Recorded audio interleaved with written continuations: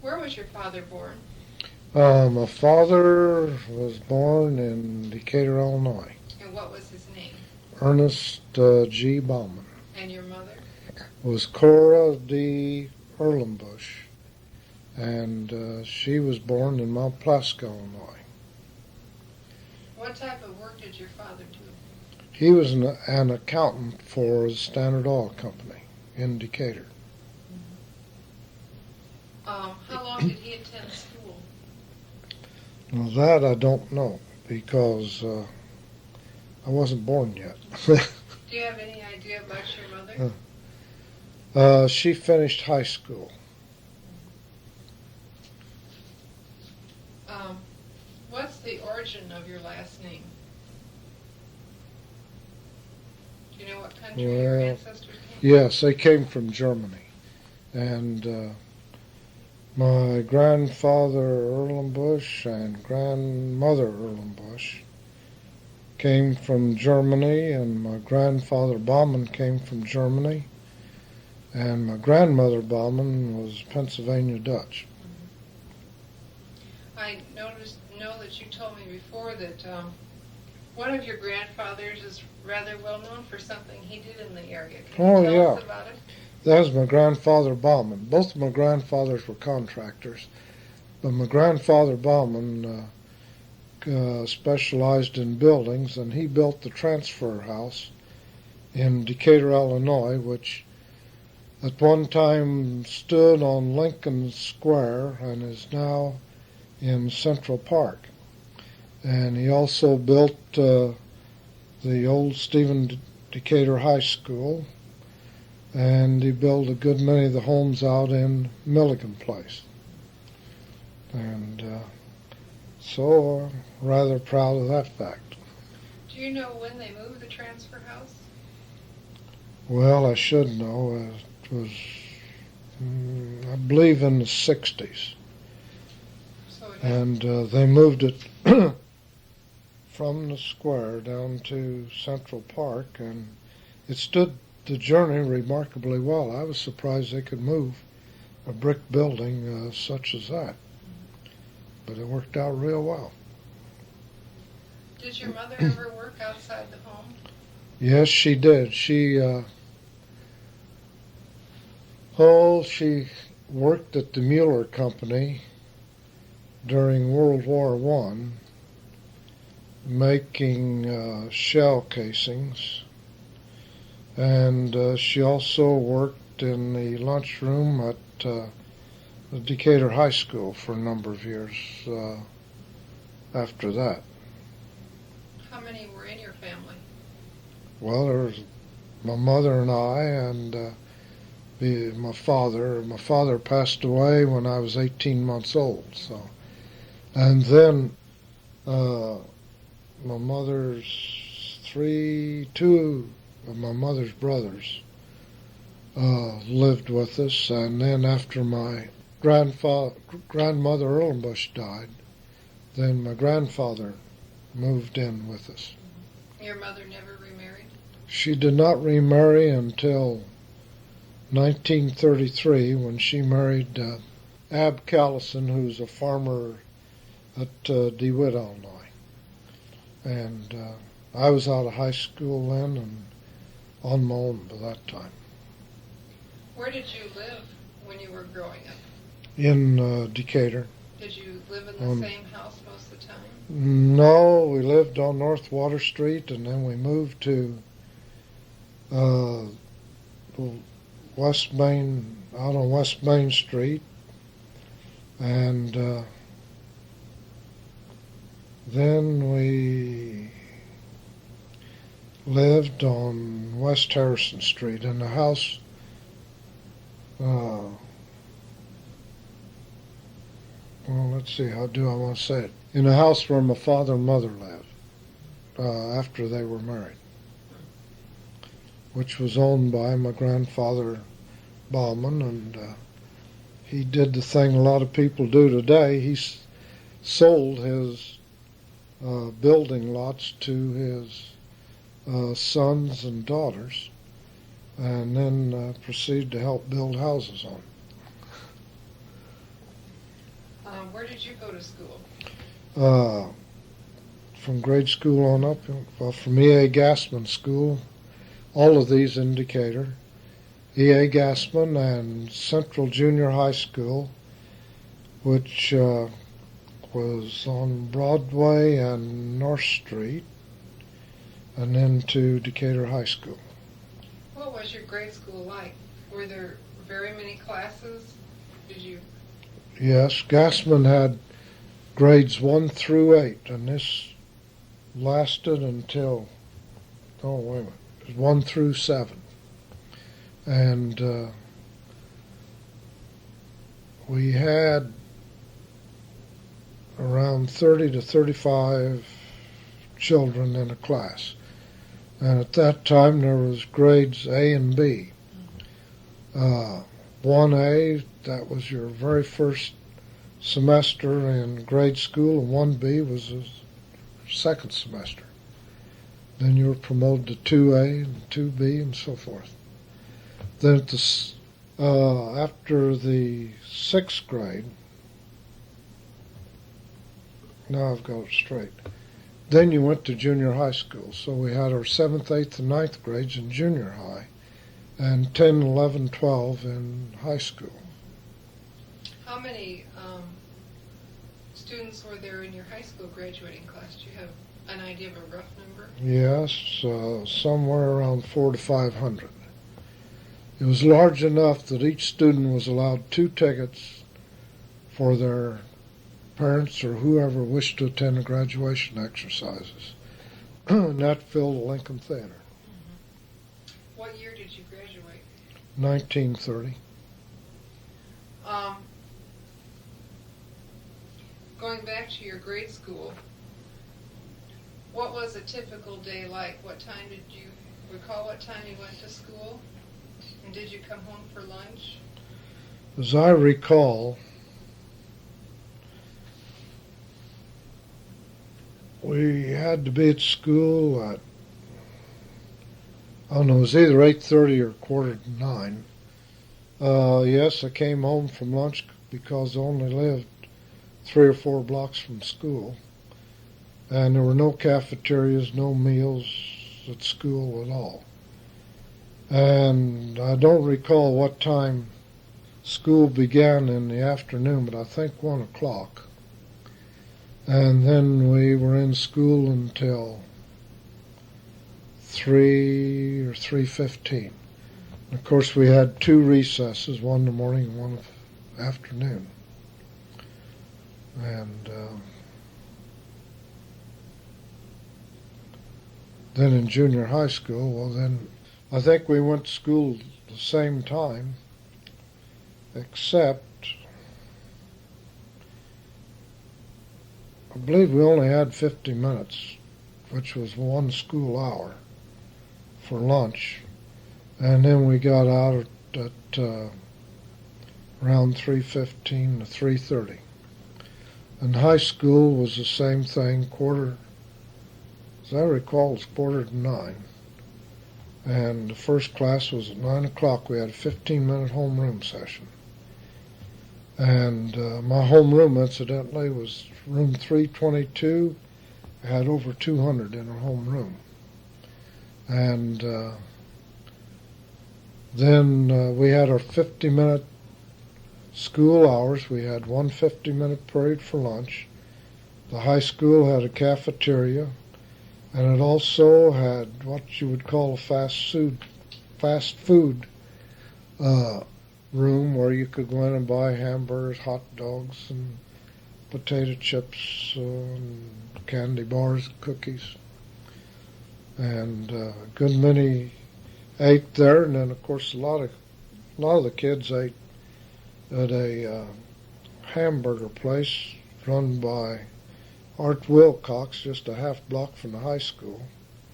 And there were Puckett's Cafeteria within the block where some of them went to eat. And some of the kids that lived close by went home. At that time, and then once again we were dismissed around 3:15. 3:30. And at that time, Decatur High was the only high school in Decatur. Had no race problems, no nothing, because every high school student in Decatur went to Decatur High School. There were no buses. I was just going to ask you if there were any buses. No. So everybody We was had responsible. Everyone's responsible for getting to school on their own. And those that lived quite some distance away rode the streetcars and the Decatur transportation buses. I think it cost a nickel to ride them. Every age during high school seems to have a clothing fad. Mm-hmm. Do you recall what yours was? Did you have a set style that everybody wore? No, we wore clothes acceptable for any occasion. We couldn't wear slacks or overalls, and we had to wear trousers and shirt, and both boys and girls had to have their hair neatly combed, and there were definite. I don't know if there were any particular hair lengths at all. We didn't seem to have to worry about that. I recall when we had old clothes days, the seniors had this every April or every May, before school was out and we graduated. And we were always denied entrance to the school and sent home. And I recall in our class there was a couple of the kids who parents could not afford good clothes, and they wore overalls to school every day. And refused to let them in, and we all got most unhappy about it. And I don't know, they sent us home and told us to be back, but none of us showed up that day. We decided if they couldn't go to school, we couldn't either.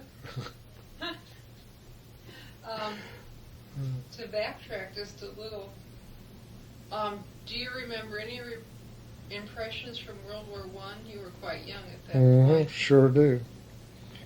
The Kaiser was a dirty word, and the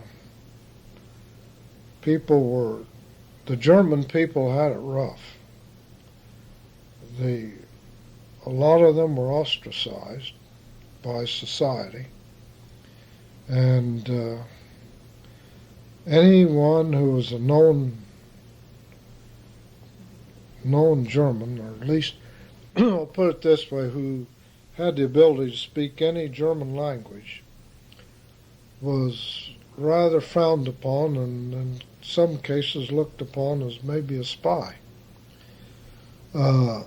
German was not taught in high school. As a matter of fact, even when I graduated, German was not taught. And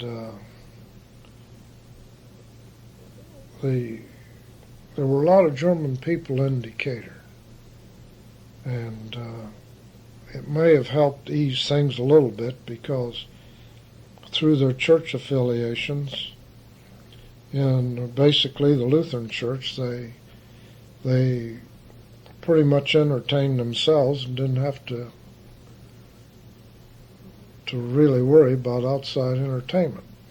And my uncle, one of my uncles, had a grocery store in Decatur, and I don't recall that he suffered any from this. He was perhaps patronized by a lot of German Yes, families. I'm sure this is right. And the one time, most of the German people in Decatur lived on the, saying, kind of near east side. And so a lot of his patronage was from that. And then, I don't know, it wasn't too easy on him. And I can recall myself, I always made it very clear to anybody that I was an American and not a German. When you were growing up in Decatur, And playing with the neighborhood kids, did you have any favorite games? Yeah, baseball. Baseball. And I remember in the summer we used to play baseball we'd take time off for lunch from about 9 o'clock in the morning to 5 in the afternoon. And when we could sneak out of an evening, we also played baseball. Did you have any swimming pool or any place you could swim? The one and only swimming pool was the YMCA. And one summer I took swimming lessons, but it didn't keep my lead feet off the bottom, and so I kind of gave up. I still can't swim. After you got out of high school, or even perhaps during high school, did you have a part-time job?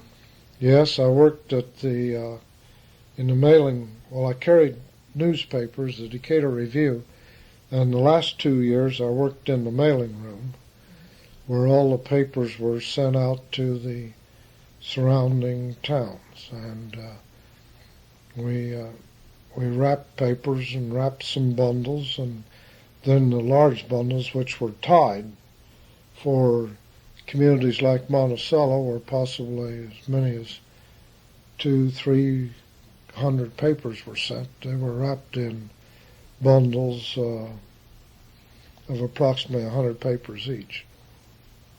What did you do with your earnings? Well, mainly put them in the savings bank. I had to pay for my own school supplies, and my mother paid for my clothing, and I paid for entertainment, which was mainly going to the theaters, and in the summer my uncles took me to the ball games and to the Decatur Commodores of the old 3I League. Then the rest of it went into the bank. What kind of movies did you go see? Well, Charlie Chaplin was very popular then, and westerns, and in earlier years it just wasn't befitting of the hero to kiss a girl, so we kind of looked down upon that. But later on we got over that, and we went to see most of the movies at about one a week. I won't say most of them that came out, because they changed the building twice a week. And then in the summertime there was a period of some 7 to 10 years when the Gifford Players, a traveling group of actors, presented stage plays at the Bijou Theater, and they put on a different play each week, as I recall, and they had their own band with them to provide music. So we saw all of their productions, and of course vaudeville was still in at that time, and had some what I thought extremely good acts. Bob Hope appeared in the Lincoln Theater. For 1 week he was held over for 3 weeks, and he got a break to appear in Chicago from that, and thereby started on his career. And Bob told this story over at the Assembly Hall when he was there several years ago. And and then of course there was a beach in Nelson Park on Lake Decatur where you could go swimming, and of course the usual picnics, pretty much the picnics and boating was about like it is now, or the same places as it is now. The boating has expanded a lot in Decatur. And they used to always have the fireworks out on Lake Decatur on 4th of July. Take them out on barge that they had and shot them off over the lake. That would be nice. After you got out of high school, what did you do? Well, I worked, I got a job at the Staley Manufacturing Company as a messenger for the plant superintendent, who was James Galloway, and probably the finest boss I ever had in my life. He certainly taught me a great deal, not only about manufacture of corn products, but also of life in general and what was expected in industry of the employees. And all he asked was that you do your job and no problems. And if you made a mistake, he would tell you about it. And he had a way of telling you very nicely, but you never forgot it. And then after about 2.5 years, now this was in 30, 31, 32, when jobs were hard to come by. And I made 25 cents an hour. I worked 10 hours a day from 7 to 5, 6 days a week. And then there was an opening in the laboratory for what was then called a sample carrier, and which is now called quality control, where you went over half of the plant, gathering samples of various stages of manufacture, and these were returned to the laboratory. The sample carrier ran a few of the tests, and the other tests were run by the lab technicians. And I had that job. I turned down 2 chances to be promoted because in the meantime I'd taken a leave of absence, gone to embalming college, and this is what I really wanted to do. So rather than accept a better job, I turned it down with the understanding that someday I would leave and become a full-time embalmer and funeral director. Where did you go to embalming college? In Chicago at the Worsham College of Embalming, which was on the near west side around near Cook County Hospital, Illinois Research Hospital, and close to St. Luke's Presbyterian. Mm-hmm. What made you decide you want to go into that area? Well, it was a rather strange thing. I went to school with a young fellow by the name of Harold Brittlinger, whose father owned a funeral home in Decatur. And I never once contemplated that at all.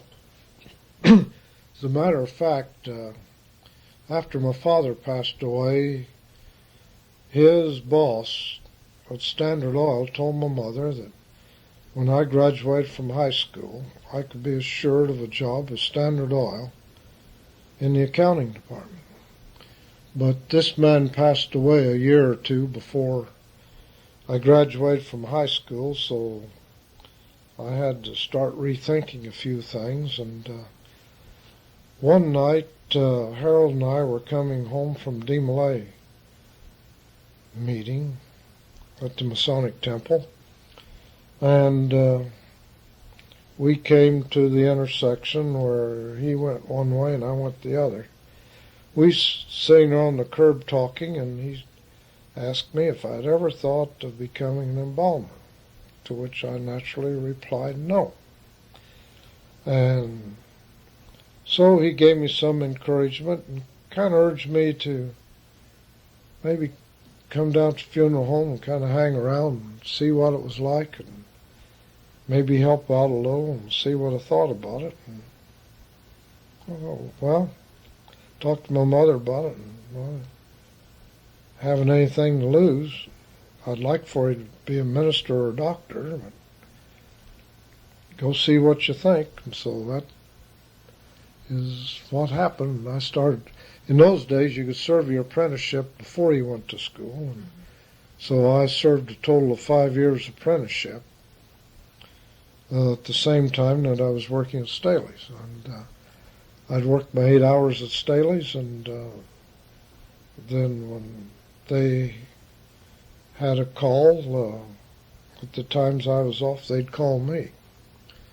And that's how I served my apprenticeship. And then, of course, I would help on funerals on the days that the plant was shut down. And the plant would be, this is backing up a little bit, but in order to keep all of the employees working, and incidentally, Staley's had a vote, whether the employees wanted to cut the work week to 4 days a week or to have 20% of the employees laid off.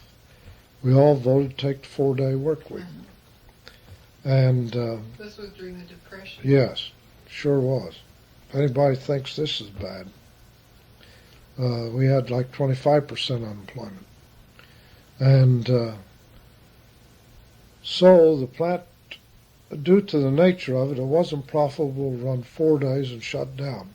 So they would run 8 days and then shut down for 6 days. So you had 6 days off, and that's when I would help do most of the helping at the funeral home as far as funerals or ambulance calls or this sort of thing. And so that's, And then you went on to... then I went on to Worsham's. And after, when I came back to Decatur, I worked at Brettlinger's. No, I didn't either.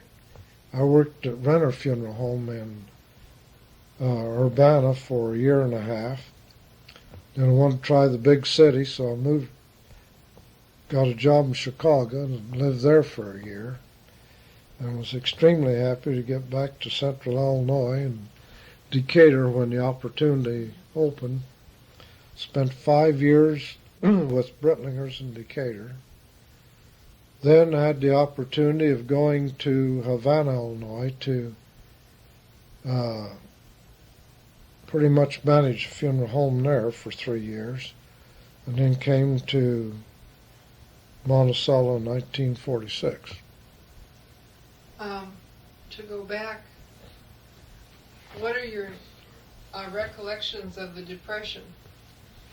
It was rough. As I said earlier, well, I didn't say that I made $15 a week. I had friends who were college graduates making $10 a week in a filling station.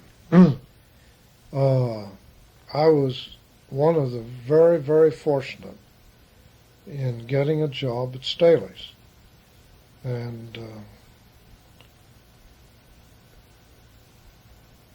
well,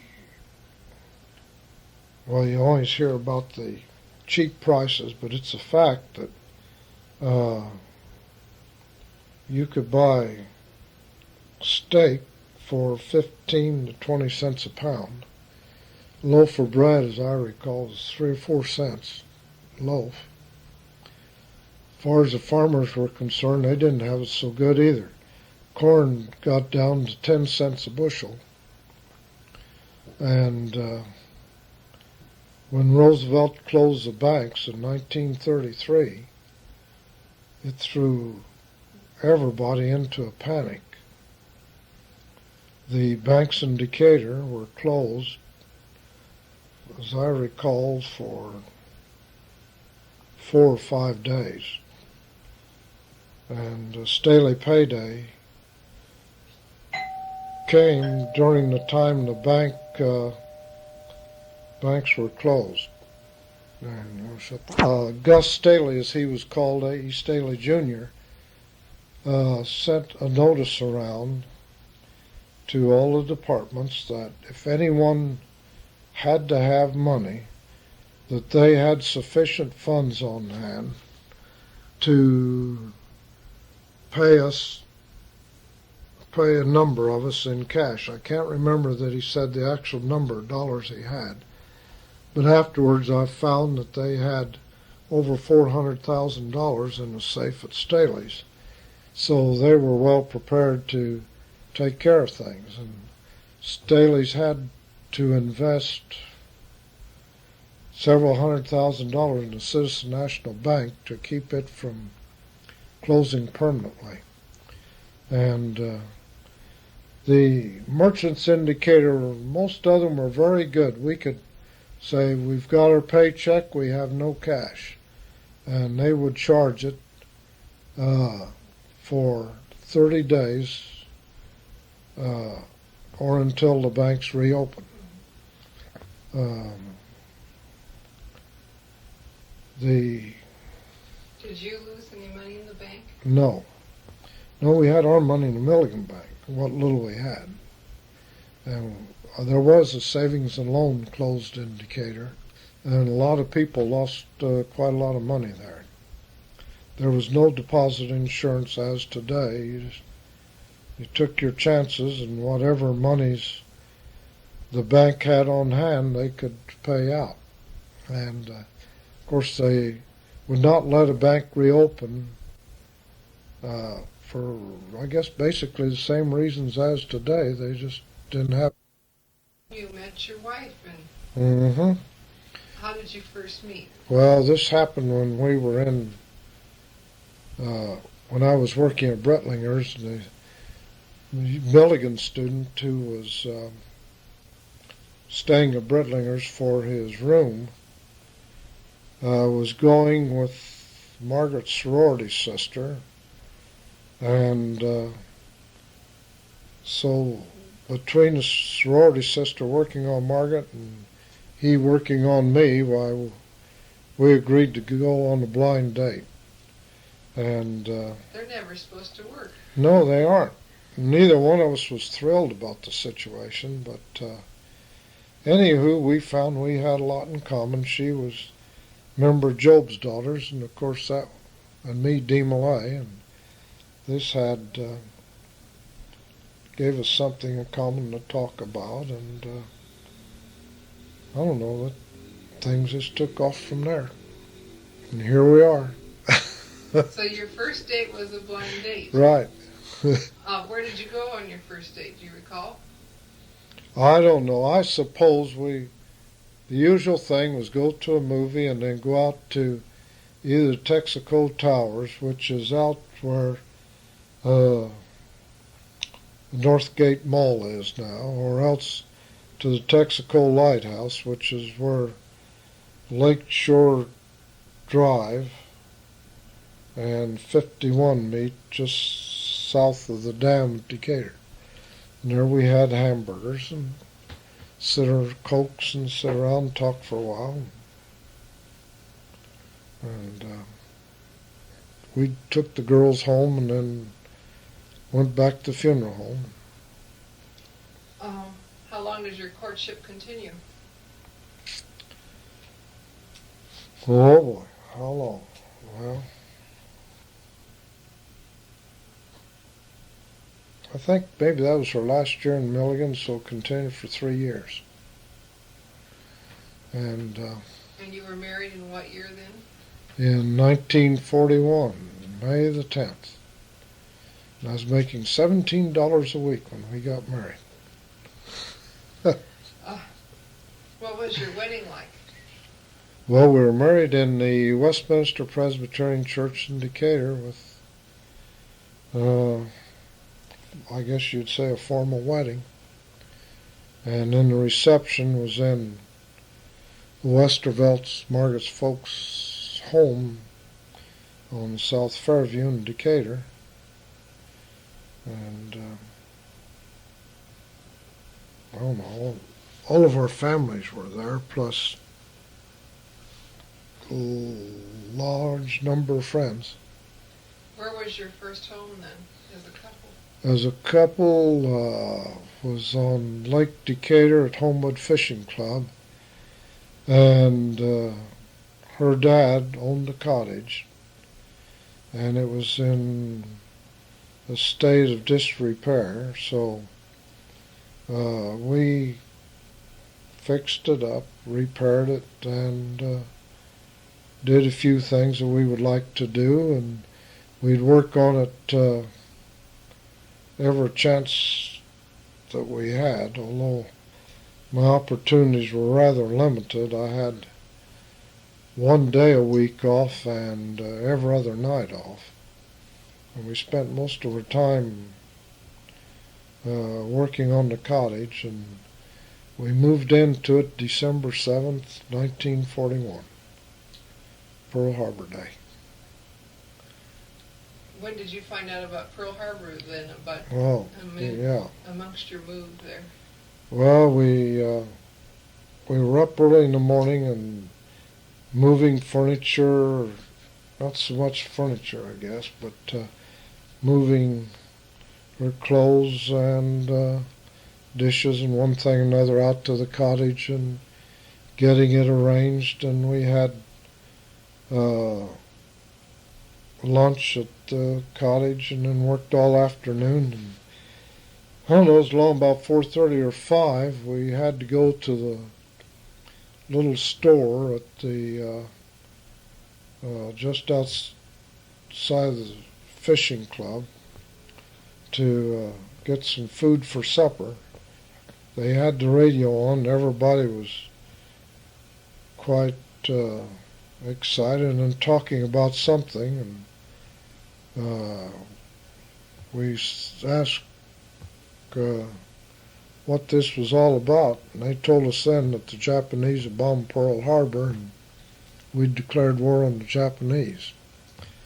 And this was the first we knew about it. Well, we didn't get too much other work done because we went home, turned on the radio, and listened to it the rest of the evening. How long did you live in Decatur then? We lived there until 1943 when we went to Havana, Illinois, and figured I had nothing to lose. My draft number was a high number and wasn't likely to come up for some time, probably a year off anyway, and so this was a good opportunity to learn about the managing and more about the other aspects of funeral service. So we went there. Our job was to last for the duration of 6 months, which would be when Mr. Fetzing's grandsons would be expected to return from service. And my draft number didn't come up until one of the grandsons, who was stationed in Washington, D.C. and was ready to be shipped overseas, came home on a 2-week furlough. First day he was there, my notice arrived from Macon County that my number had come up and won the report for physical. So he and Mr. Fetzing got in the car and made me go with them. We went to talk to Selective Service Board in Decatur, and Dick Hurley, who was 6'2", weighed about 2 1/4, and a very forceful young man. And he told the draft board in no uncertain terms that 2 members of that family had gone in the armed forces. His grandfather was 76 years old. There was no way to carry on. Besides that, there were only 2 embalmers and besides me left in Mason County, and he didn't think it was fair to take everybody out, and he wanted deferment. And well, they agreed to reconsider, and I think the day before he left to go back to Fort Dix and go overseas, my deferment came through. And it was for a specific period of time And then shortly before that time was to expire, uh, they had also not only raised the age limit, but embalmers were in a deferred occupation then. And so I didn't go. So you just lucked out. Yeah, in a sense I did, and I felt kind of bad about it and sheepish, and several of the young people and young fellows that came back to Havana on furlough kept telling me, well, boy, you're working a lot harder than we do. So, but that's what happened. And sometimes it wasn't too pleasant. Some of the people thought I ought to be in the Army. And didn't hesitate to say so. Others were thankful that I was there. Yeah, I'm sure. And so that's kind of the way it went. And the Germans, Havana, had quite a large German population, or German descent population. And remembering this is World War II, there was one German fellow that spent a great deal of time in the basement of his house in the evening. And the story got around that he had a transmitter, a radio transmitter in his basement, and was sending the Nazis information about the deployment of troops around Camp Ellis and so forth. Camp Ellis was about 10 miles west of Havana and wound up being pretty much a prisoner of war camp rather than a training center. Of course, this was near the end of the war in Europe. And the poor fellow, he never did live it down. People were absolutely convinced this is what he was doing, although they could find no evidence of any transmitters or antennas or anything else. I think they were watching too many war movies. How did the war affect your lives as far as rationing and things like that? Well, it wasn't all that easy, and yet we got through all right. Meat-wise, we got through only because we lived in Havana on the Illinois River and were able to get fish any time we wanted them. The meat rations was very low. Sugar, if you canned, you could get enough sugar for canning. And we seemed to have enough sugar to get along on the rest of the time. Shoes, we were in a bind there. Of course, Barb was beginning to wear shoes about that time. As I recall, we were rationing one pair of shoes a year. And of course, a growing child doesn't cooperate with it. They don't cooperate too well, so she got all the shoe stamps. And gasoline, there I was lucky. In Decatur, I was deputy coroner, and therefore I had a C card, which allowed me, I think, 900 to 1,000 miles a month. And for some reason, I retained that all the way through Havana. And there were times when, time or two when we were out on an ambulance trip, when they were rationed also, believe it or not. And we ran low on gas and couldn't get back home, that I maybe used a stamp or two to get gas to get back home. Then we would have to go apply for additional stamps for that. Same way with tires. You absolutely had to prove beyond all doubt that you needed a tire. And it wasn't easy. Clothing, I don't recall we were in any trouble with clothing. I guess clothing wasn't rationed, but a lot of things were scarce. I'm surprised that ambulances, the gas would be rationed for them. Well, I was too, but gosh, it was strictly guesswork. How many miles a month? How many miles did you drive last year? We divided by 12, and that's the amount of gas you got per month. And there have been times when we were out of gas. See, those stamps good for, I think they were good for maybe 3 months. And we would run through all that gas in less than a month's time. And then when you went to the rationing board, they acted like you were a bunch of thieves. And I had a couple of rounds with them and finally got the thing settled. Mr. Fetzing let me do that, and he could stay on the good side of them. But we had a trip from Havana over to Rantoul to bring a patient over there, and we had a half a tank of gas, and they weren't going to give me any coupons to make the trip with. So, but they finally did. I think the thing that sealed it was, well, if you were the patient, what would you do if I got you halfway to Rantoul and ran out of gas? And you had little chance of survival without getting there. Well, I was informed that was not a fair way to put it, but I got my gas rate. Sounds very good.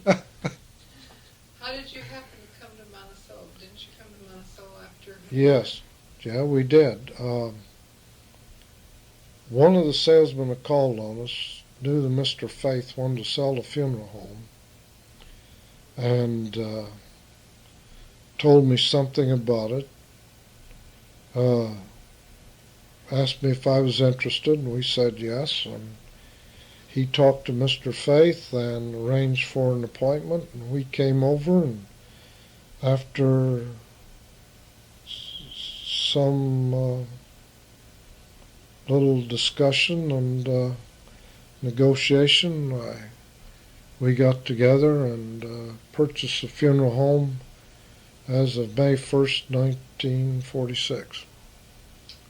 Where was the funeral home located? It was located at Marion and Charter Street, where Tom Miller and Alan King have their offices. How long had the Faith Funeral Home been there? It had been in that location since, I believe, 1922 or 3. And Mr. Faith had been in business before that time.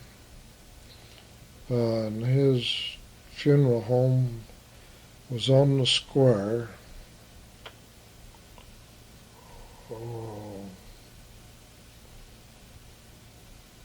Just east of Harris Drugstore. And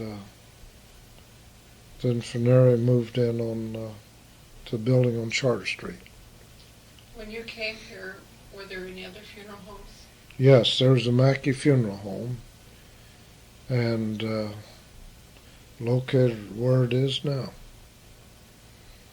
And so we were competitors for a number of years until it came time to retire, and we sold our business to him. Was it difficult to start? I realized that you were coming into a funeral home that had been established. Was it difficult to start as a new person in town? Well, yeah. As far as we were concerned, we were scared stiff. And after all, we never been in debt that far before in our lives. And how would we be received and so forth? But Mr. Faith was well liked, and he helped us a great deal. I don't know whether we'd ever made it without his help, but he would help. He helped for a couple of years. The first year he helped on almost every funeral, and then but he did tell me if the family didn't want him, to help, why, he would not help. But whenever they wanted him, he would help me on the funeral. And it sure eased our path a great deal. Mm-hmm. Looking back upon it, we didn't have any problems, but boy, it wasn't all that easy. It's much easier buying an existing funeral home than it would have been starting from scratch. And but it took us a good long time, but we finally got it paid off. What were some of the responsibilities you had as a funeral director? Well, in what way do you mean? I know you used to have to drive the ambulance. Yeah. Oh, yeah. Well, that was part of the funeral. The funeral business was providing the ambulance service for the people of the community. And, of course, where the rates at that time were $3 for a local call, maybe $5 Champaign and Decatur, and finally got all the way up to $25 to Champaign and Decatur and $15 for local call. And this was day or night, made no difference whether it was an emergency call or what.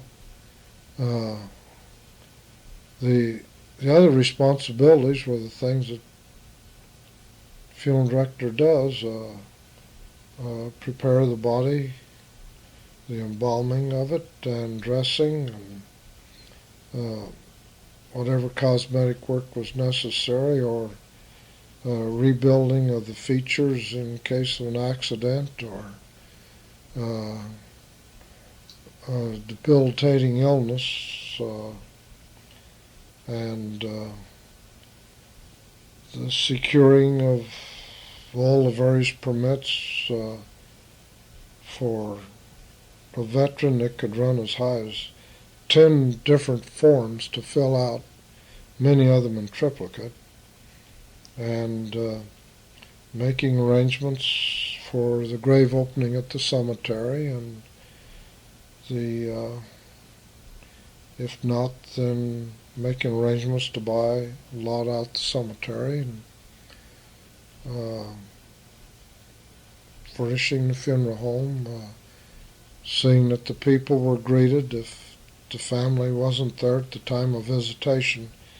And when we first came, there were 2 days of visitation prior to the service, both afternoon and evening, and of course our door was never really closed to visitors. If someone came in the morning, why, we were there to greet them so they could pay their respects. And then it finally became more of just afternoon and evening, and now it's basically evening. And then contacting the minister and the pallbearers, seeing that the vault was ordered.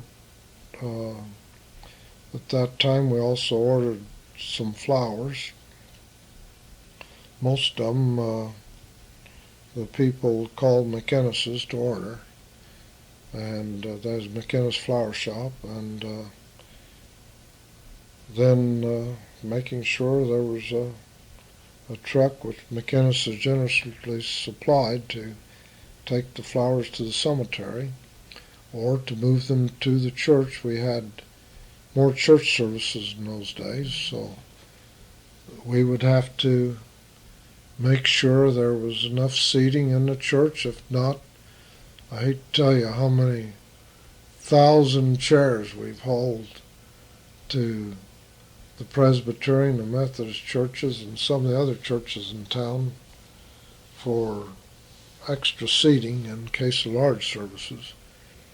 And then after we got our first PA system, we would also take the PA system to the church and put speakers in the basement or side rooms where they couldn't hear the minister without it.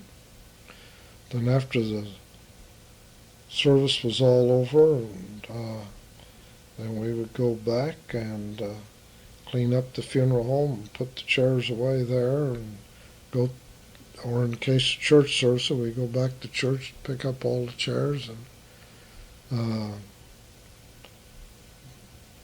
take our equipment out and back to the funeral home. Have you mentioned that it used to be standard practice to have 2 days of visitation? Are there any other changes that you've noticed over the years?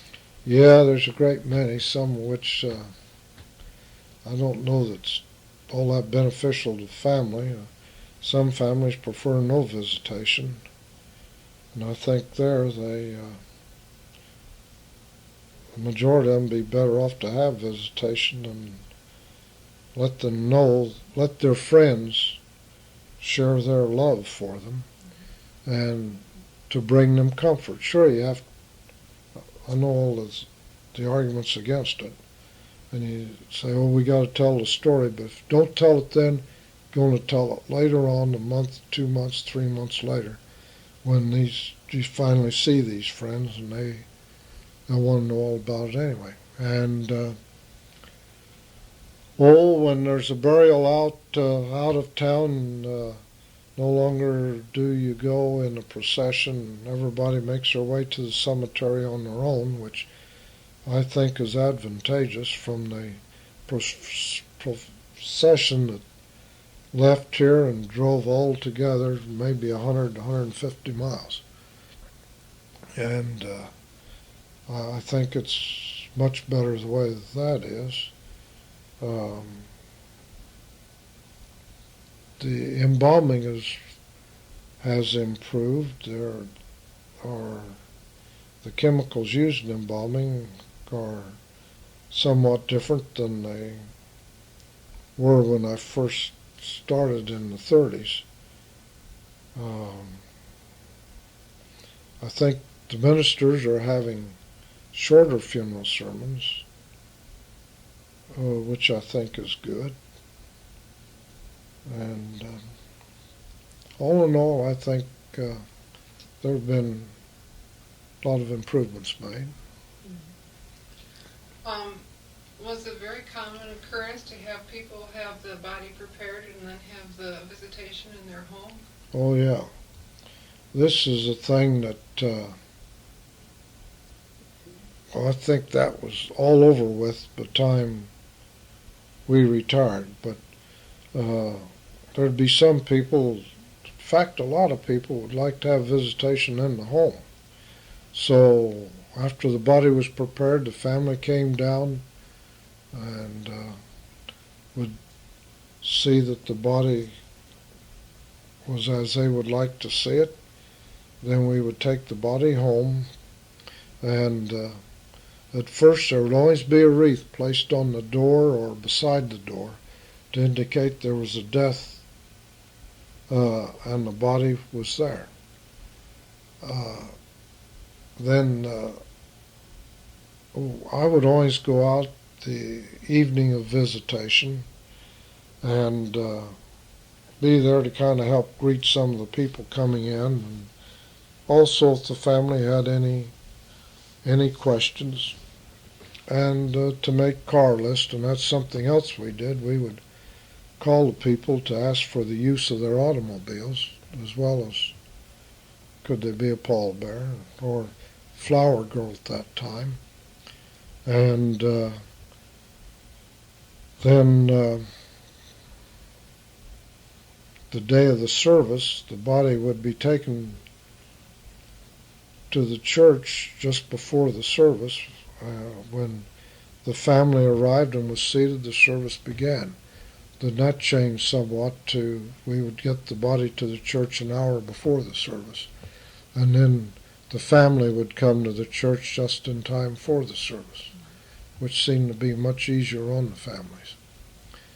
And as a matter of fact, we have prepared bodies in the home and had the funeral services in the home, which was a lot of work from our standpoint. I don't know how good it was on the family. But this is what they wanted, and this is the way we did it. It didn't make any difference to us. How long did you continue to have the ambulance responsibilities? Well, we still had ambulance when we sold out in '69. Then when the state passed this law that you had to have a certain amount of equipment, you had to attend some schooling for first aid, and the ambulance had to be equipped with this, that, and the other thing. That's when funeral directors decided to get out of the ambulance service here in Piatt County, and Arrow started the ambulance service here. When you go out on an ambulance call, would anybody go with you? Oh yes, I always took one person with me. Who did you usually take? We had 3 or 4 fellows we could call on. There was Clarence Gregory and Homer Wrench and Roy Peak when he was available. And we had a minister, Reverend Gillespie, who was a lot of help to us.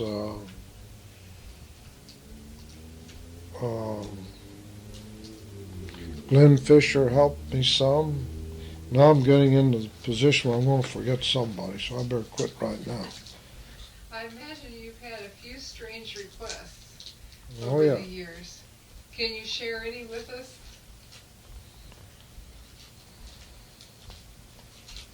Oh.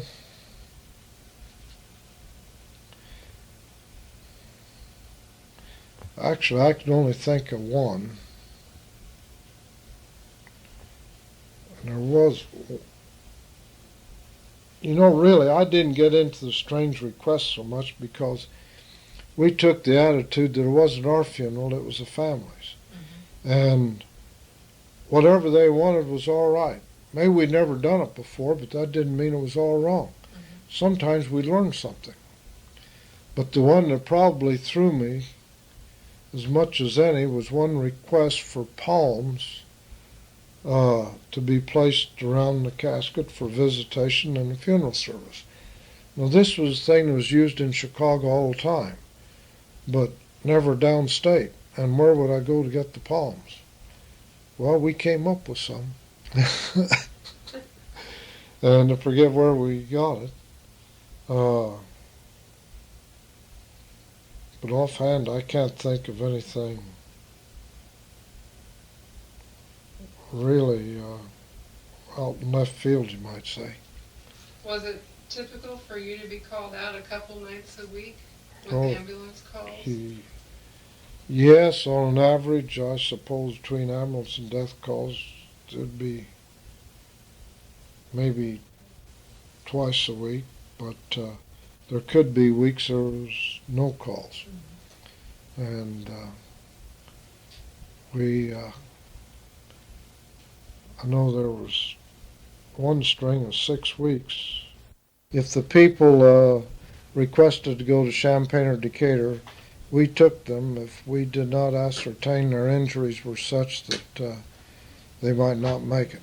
Otherwise, we'd always go into Kirby at least for an examination and then on to another one. Who were the doctors when you came to town? When we came to town as Dr. Furry, Dr. What was it, Hubble? That didn't seem right.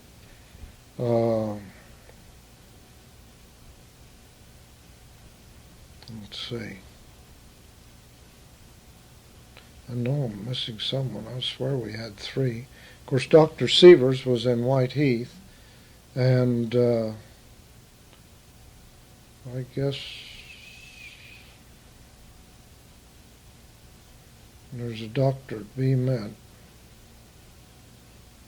who later came to Monticello. His name escapes me at the moment. What was Monticello like when you first moved here?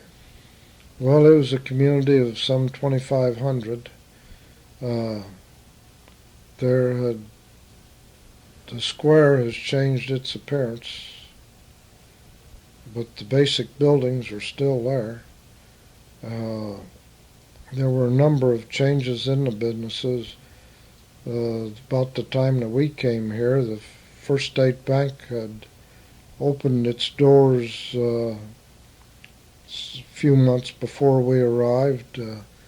Bob Fox had opened a clothing store where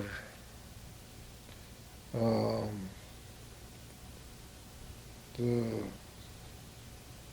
threads and things and part of Harris's are.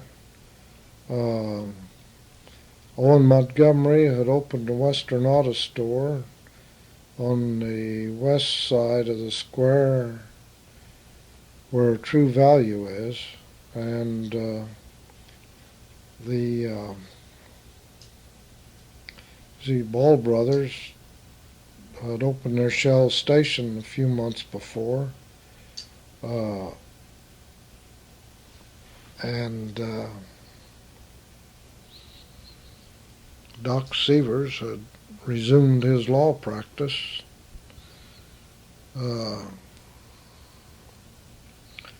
And shortly after we came, Dr. Ullman opened his medical practice in the second floor of what is now the First State Bank. And see, Lauderborn's opened a hardware store on the north side of the square. And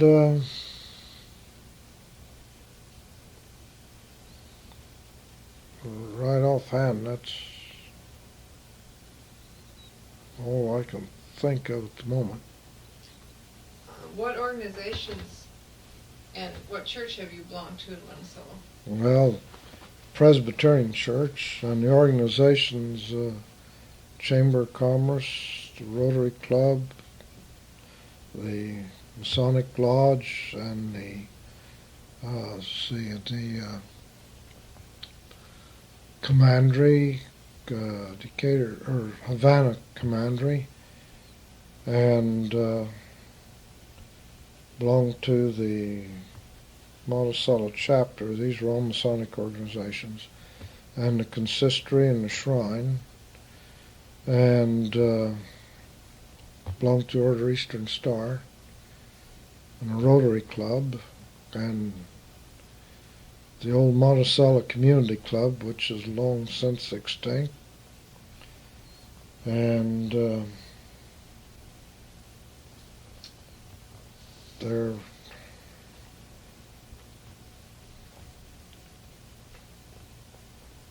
I guess that's about it. I was going to ask you, what was the Monticello Community Club? Well, originally, I think it rather was a forerunner of the Chamber of Commerce. It was made up of citizens of the community, business people and residents, and they would have various functions,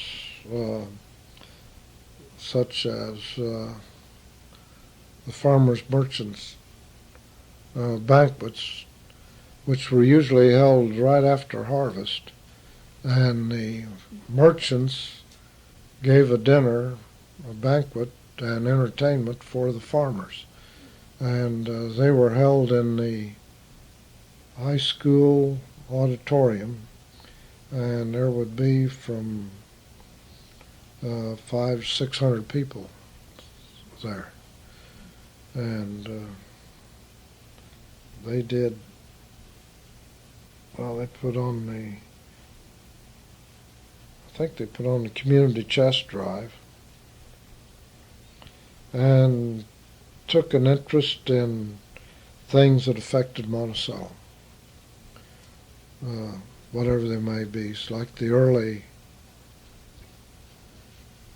Well, I guess I didn't. You had told me earlier that you had attended the first Chamber of Commerce meeting. Yes, it was decided there should be a Chamber of Commerce in Monticello, so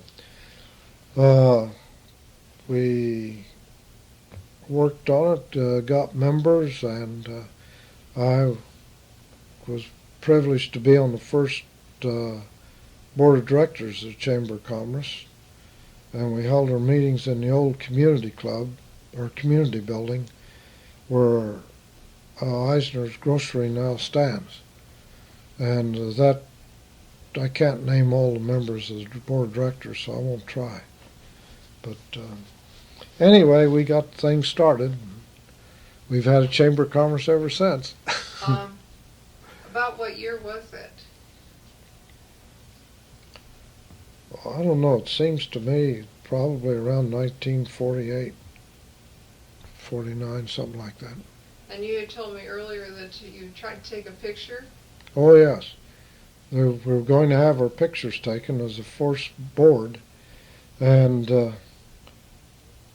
won't even mention who the photographer was, but he lined us all up in front of this beautiful mantel in the community building.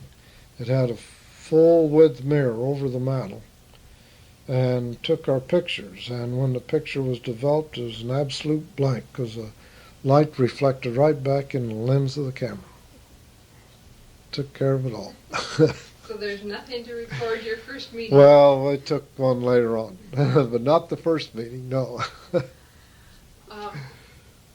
You had told me earlier also about the car that you had used for your ambulance service. What kind of car was it? Oh, the 7-passenger Packard. It was a 48 Packard 7-passenger, and we removed the front seat, used a jump seat for the driver, and put the ambulance cot on the right-hand side of the car. And the doors were large enough that we could retain the center post and still get the cot in. And it made a very good ambulance. How long did you have that? Let's see, we had it until 1958. It was 10 years old when we tried it. And then what did you get?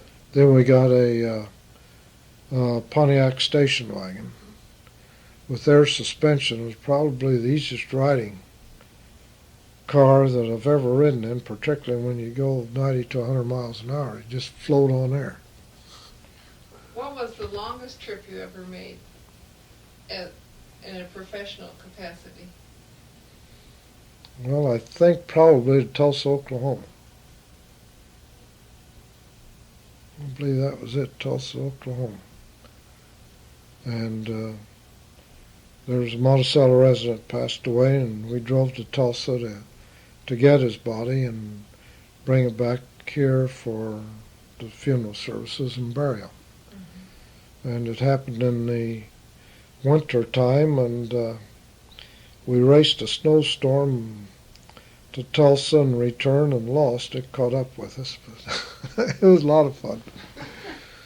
I think when it wound up, we were gone almost 24 hours. I would say that's pretty good. And on this trip, Joe Chalk was with me. He was an extremely good driver and one who helped us quite a little. While we were gone, Ralph McInnes, another one of our trusted helpers, helped Margaret take care of the funeral home. And how many years did you have the funeral home? We had the funeral home from 1946 until July 31st of 1969 when we retired. Mm-hmm. And this is as good a place as any to express our appreciation of being a part of Monticello, spending most of our lives here and living among these wonderful people who I hope we deserve their confidence, and I know we had their support. Well, thank you very much. You played an important part in Monticello, and we all appreciate it also. Thank you.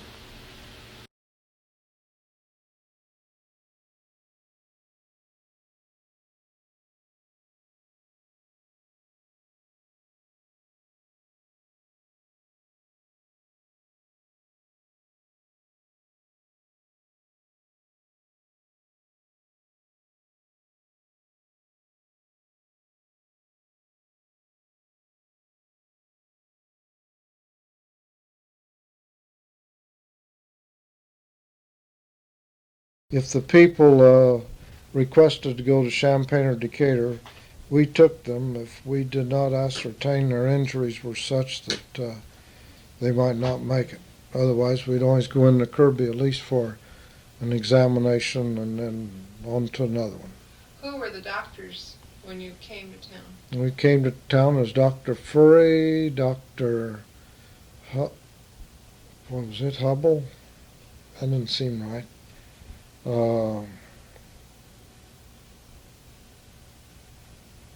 Let's see. I know I'm missing someone. I swear we had three. Of course, Dr. Severs was in Whiteheath, and I guess there's a Dr. Bauman who later came to Monticello. His name escapes me at the moment. What was Monticello like when you first moved here? Well, it was a community of some 2,500. The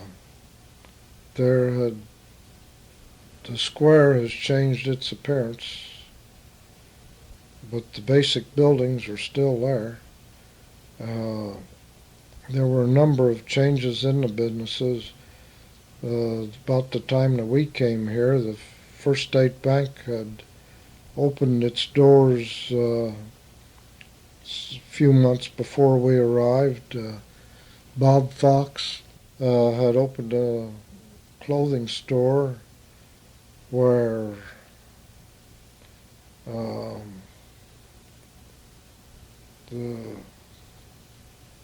threads and things and part of Harris's are. Owen Montgomery had opened a Western Auto Store on the west side of the square where True Value is, and the Ball Brothers had opened their Shell station a few months before, and Doc Severs had resumed his law practice. And shortly after we came, Dr. Allman opened his medical practice in the second floor of what is now the First State Bank. And Lauterborn's opened a hardware store on the north side of the square. And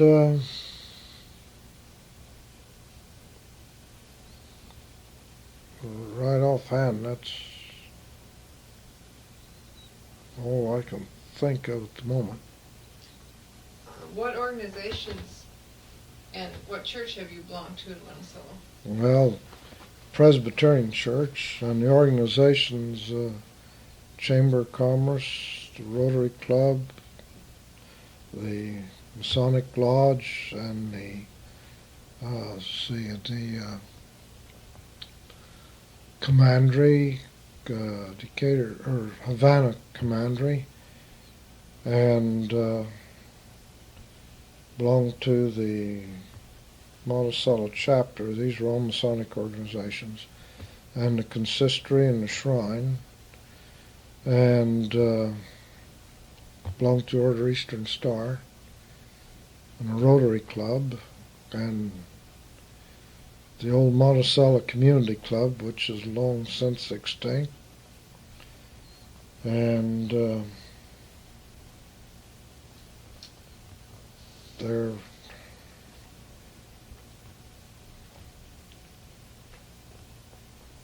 I guess that's about it. I was going to ask you, what was the Monticello Community Club? Well, originally I think it rather was a forerunner of the Chamber of Commerce. It was made up of citizens of the community, business people and residents, and they would have various functions, such as the farmers' merchants banquets, which were usually held right after harvest. And the merchants gave a dinner, a banquet, and entertainment for the farmers. And they were held in the high school auditorium, and there would be from 500-600 people there. And they did, well, they put on the, I think they put on the community chess drive, and took an interest in things that affected Monticello, whatever they may be. It's like the early, well, I guess I didn't know.